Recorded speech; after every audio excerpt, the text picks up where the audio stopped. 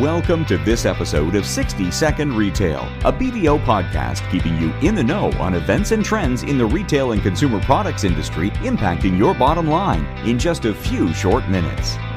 Hello, and welcome to the 60 Second Retail podcast that delves into the latest trends and challenges in the retail and consumer products industry. My name is Natalie Cutler, and I'm your host and national leader of the Retail and Consumer Products Industry Group at BDO. Today, we're tackling the challenge of managing master data, specifically focusing on product information management, or otherwise referred to as PIM, and how to effectively govern product information across your ERP and website. Join us as we explore practical strategies with our guest, Steven Swanson, Managing Director in Enterprise Business Applications here at BDO, to streamline your data management for success. Let's dive right in. Welcome to the show, Steven. Welcome. Thank you for having me. Great. Steven, we do a lot of episodes around data. And recently, we've been talking about using data with what else but AI. But today we're going to speak about a different kind of data, master data. Can you tell us a little bit about what is master data? How does it differ from everything else that we've been talking about? Yeah, sure. When we're talking about master data, that's really like our volumes of data for what kinds of products we sell, or what kind of, who our customer base is, or our vendor listing, or our list of retail stores or sites. It's all the kind of slowly changing data that is core of, that we're going to end up having transactions off of that master data. That's where we're going to be talking about AI and all that. But if we don't have high quality master data before that's what we want to talk about first today. So it sounds like it's almost like the foundation to the rest of the data, maybe is the way to look at it. And, when you and I spoke earlier about this, you mentioned something about centralizing and decentralizing data. Can you tell our listeners as to what does that even mean, and how does it relate to master data? Yeah, absolutely. So specifically, we'll kind of focus more so on the item master content today, but obviously it does apply to other portions as well. But with the item data, depending upon the size of the retail organization or the complexity of the product offering and such, the company finds the need to want to try to centralize that data, meaning taking away the maintenance and curation of that content from, let's say, let's just pretend you've got 500 stores. Do you really want 500 different store managers going in and maintaining and updating the content about each one of the products we carry? Or should we have a centralized department that is maintaining and curating that data? But it isn't always necessarily just about centralizing the data as a whole. There could be certain core pieces, such as the description, maybe some of the images, things like that we want to centralize, but maybe we do still decentralize some of the attributes and elements about the product, because we can crowdsource that data from a larger population who can give us some of the items that we can use to compare products against each other.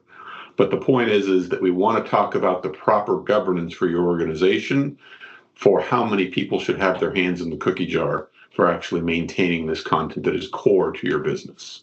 Right. So if I'm a retailer, should I want to have centralized or decentralized data? And is it all or nothing? Or can I centralize some and decentralize some? And is there a benefit to dividing it up? Yeah. Definitely will say in general, you're going to want to lean more towards centralizing, because I imagine most retailers nowadays are not just singular mom and pops, but it's going to have multiple storefronts and or a website and or a call center that goes with it. So you want everybody speaking the same information about those products, or about how this model number has this feature and this other one has 50% more of that feature. So where possible, you'll want to try to look at centralizing that, so you have more so one version of the truth, the team as a whole, the website as a whole, and everybody is using it. But it's definitely not an all or nothing kind of a conversation. Again, an example I would say is that you would have that core information, like what's the brand, what's the different colors it comes in, what's the imagery that goes with that. That stuff is key to the way you're going to present it in your flyers, present it online, so on and so forth. but you could be looking at certain data that, such as some of the features and benefits that we could potentially find a very good resource in a part of the company that is very good at this particular type of product offering, and they can add some more rich content that would be better than just somebody who's sitting in front of a computer, somebody who truly knows that product line.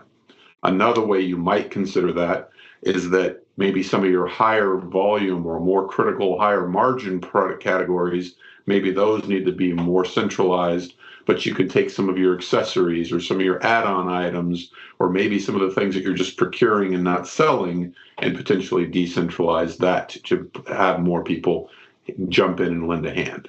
Thank you for that. And we started the call by saying that, defining what a PIM is, product information management. So what value does a PIM bring to a retailer? Well, when you look again, prior to really trying to get very much into omni-channel, you would have an ERP that would have this information about what do we need to do to buy these goods. And this system over here would be controlling the content that would be going up on the website. And this system over there might have some information about what happens in the warehouse when we actually go to fulfill those line items. A PIM system is normally going to unify all the data points of all the different parties in your organization and your customers, of course, to be able to get it all in one place. So again, I'm not having to maintain barcodes in one system and images in another system and marketing copy in a third system.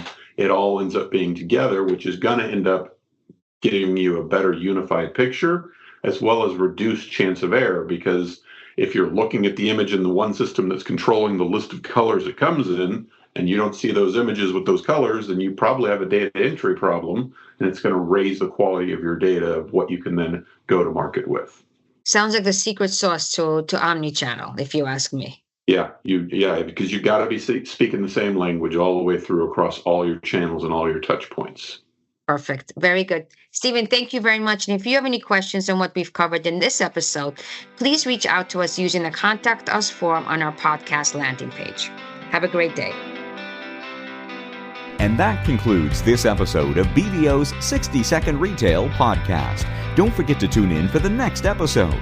To find more information on our hosts, guests, BDO's services, or listen to previous episodes of 60-Second Retail, please visit www.bdo.com/60-second-retail.